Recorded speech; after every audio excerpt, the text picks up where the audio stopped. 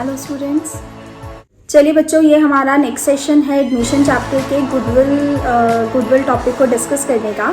तो इसके अंदर मैं आपको 2-3 चीज़ें और बताऊंगी गुडविल से रिलेटेड क्वेश्चंस के लिए। लास्ट टाइम में हमने उसकी जर्नल एंट्री सीखी थी, जिसके अंदर आपको retaining and non retaining of goodwill दोनों तरीके के क्वेश्चंस मैंने सिखाए थे। अब बच्चा हम यहाँ पर कुछ और नई चीज़ें सीखेंगे गुडविल के लिए।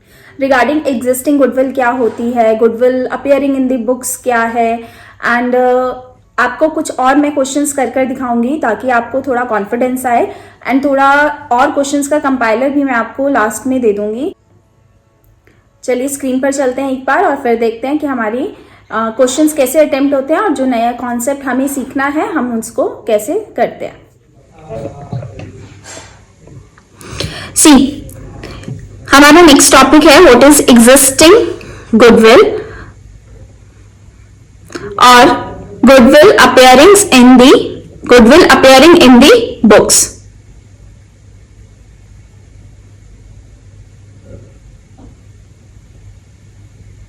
ठीक है बच्चों, ये दोनों क्या होते हैं? एक्चुअली हम ये हमारा एक ही टॉपिक है, बट हम इसको गुडविल अपीयरिंग इन बुक्स भी बोल सकते हैं और एग्जिस्टिंग गुडविल भी बोल सकते हैं। हुआ क्या था, देखिए ध्यान से, एक छोटा सा एग्जांपल लेते हैं।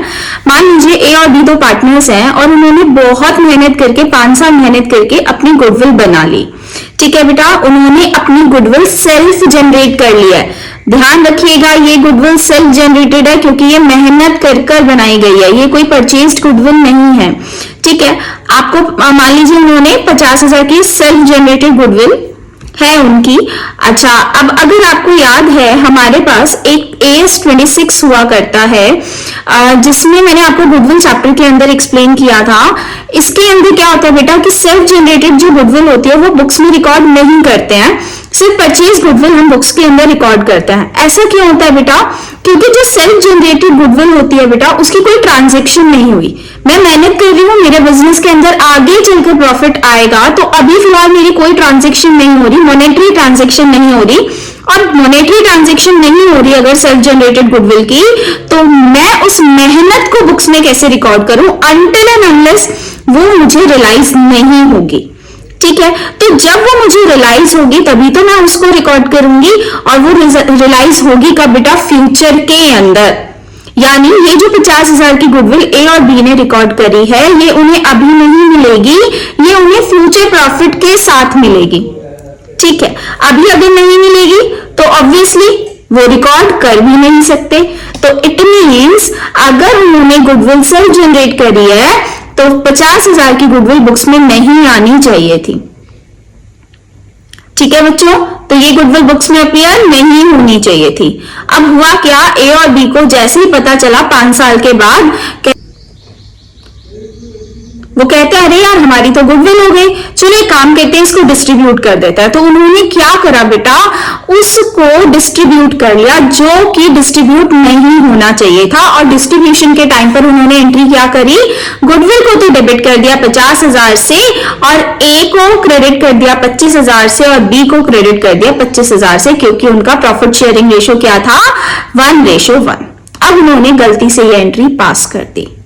इस एंट्री की वजह से बेटा गुडविल बुक्स के अंदर आ गई, और AS26 क्या कहता है कि गुडविल बुक्स में नहीं आएगी जब तक कि वो परचेज गुडविल ना हो। अब ये गुडविल बन गई एसेट, गड़बड़ हो गई। AS26 तो मना करता है कि गुडविल तो बुक्स में नहीं आनी क्योंकि ये सेल्फ जनरेटेड गुडविल है, और इसी को हम क्या बोलते हैं बेटा? एग्जिस्टिंग गुडविल और goodwill appearing in the books. अब ये वो गुडविल है जिसको आपको ट्रीट करना है। प्लीज एक चीज ध्यान रखिएगा कि जो नई पार्टनर गुडविल लेकर आ रहा है उससे इसका कोई ताल्लुक नहीं है, कोई रिलेशन नहीं है। क्लियर हो गया? ए और बी ने जो गुडविल गलती से बांट दी, अब मुझे उसको क्या करना पड़ेगा? रिवर्स करना पड़ेगा। तो बेटा बांटा कैसे था? Goodwill debit to A's capital B's capital.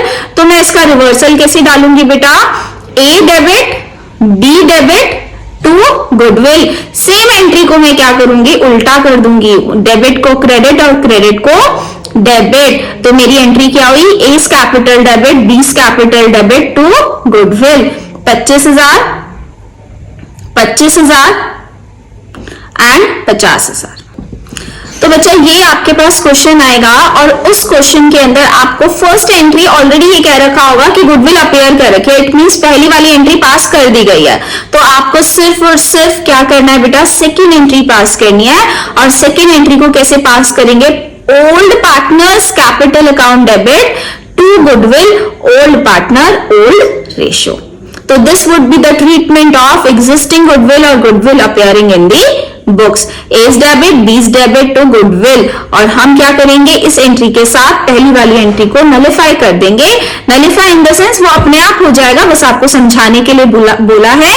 तो ये एंट्री पास करते ही old partner debit to goodwill old partner old ratio करते ही हम अपनी उस गलती को सुधार लेंगे।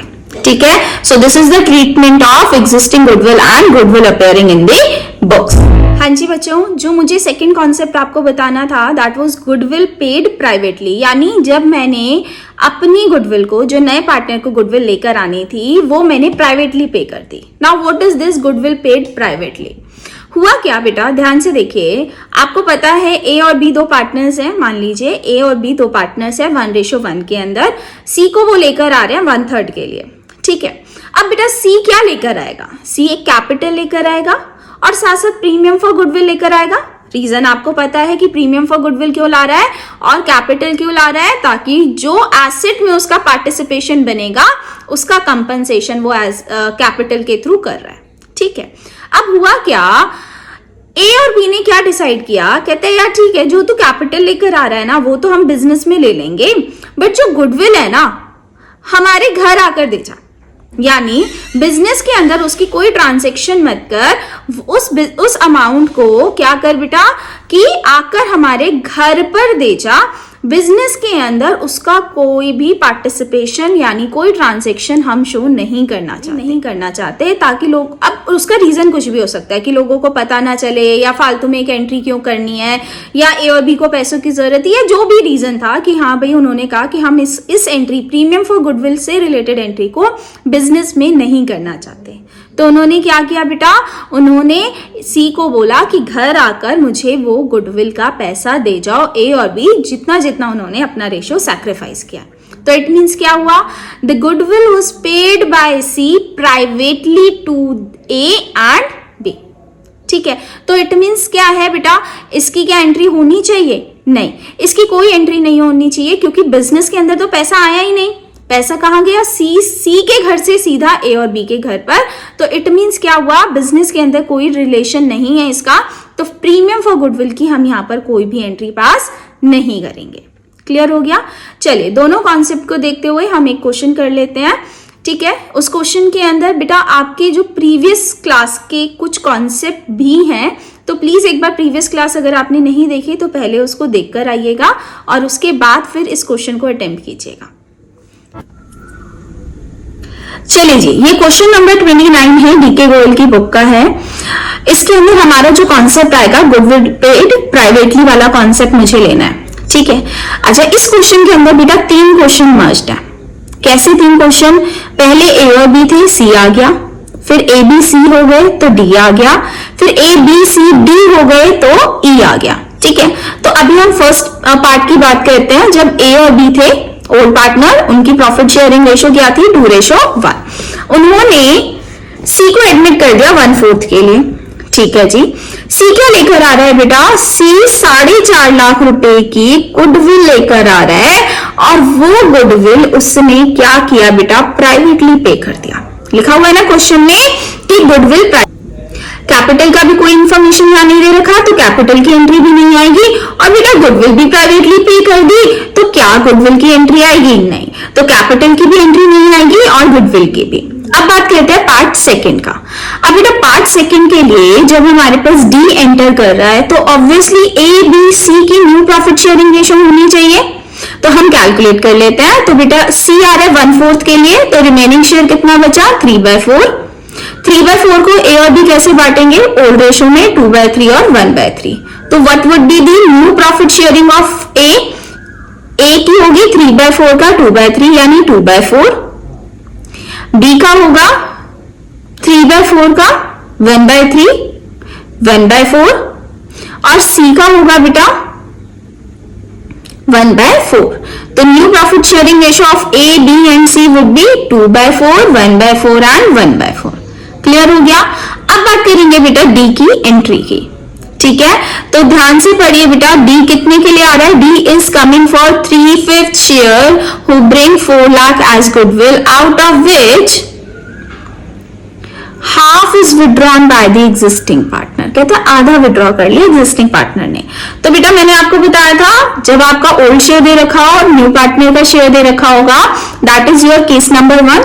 तो यहाँ पर ओल्ड रेशियो ही सैक्रिफाइसिंग रेशियो बन जाएगी और जो ये 4 लाख रुपए लेकर आ रहा है वही क्या हो जाएगा बेटा, वो हम सैक्रिफाइसिंग रेशियो के अंदर डिस्ट्रीब्यूट कर देंगे. तो ये आपका पुराने वाला कॉन्सेप्ट है जिसके अंदर आपको गेनिंग और सैक्रिफाइसिंग रेशियो में प्रीमियम फॉर गुडविल को बांटना पड़ेगा. क्लियर हो गया. तो हम सीधा यहाँ पर एक बार एंट्री देख लेते हैं. सैक्रिफाइसिंग रेशियो आपको निकालना आता है. तो वो 4 लाख रुपए लेकर आया है बेटा, तो एंट्री क्या हुई? Bank account debit to premium for goodwill 4 lakh and 4 lakh. ठीक है. अब ये प्रीमियम कैसे बच जाएगा? Old partner old ratio.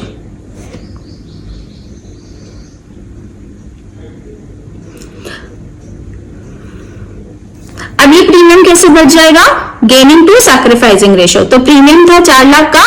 मैंने अभी आपको बताया केस नंबर 1 में सैक्रिफाइसिंग रेशियो और ओल्ड रेशियो सेम होती है. ठीक है, तो कैसे बांट दें? 2:1:1 के अंदर. तो 2 लाख, 1 लाख और 1 लाख. बेटा नेक्स्ट क्वेश्चन भी बिल्कुल वैसा ही जैसा पहले वाला था. तो प्लीज जब ई का एडमिशन हो रहा है वो क्वेश्चन आपको आता होगा. तो मैं अनवांटेडली वीडियो को ज्यादा नहीं बढ़ाना चाह रही हूँ. तो ये सेम क्वेश्चन कॉन्सेप्ट है जो आपने प्रीवियस क्लास के अंदर किया था. तो आप इसको भी अच्छे से अटेम्प्ट कर सकते हैं, कुछ भी इसमें नया नहीं. So this was the concept of goodwill paid privately and goodwill appearing in the books.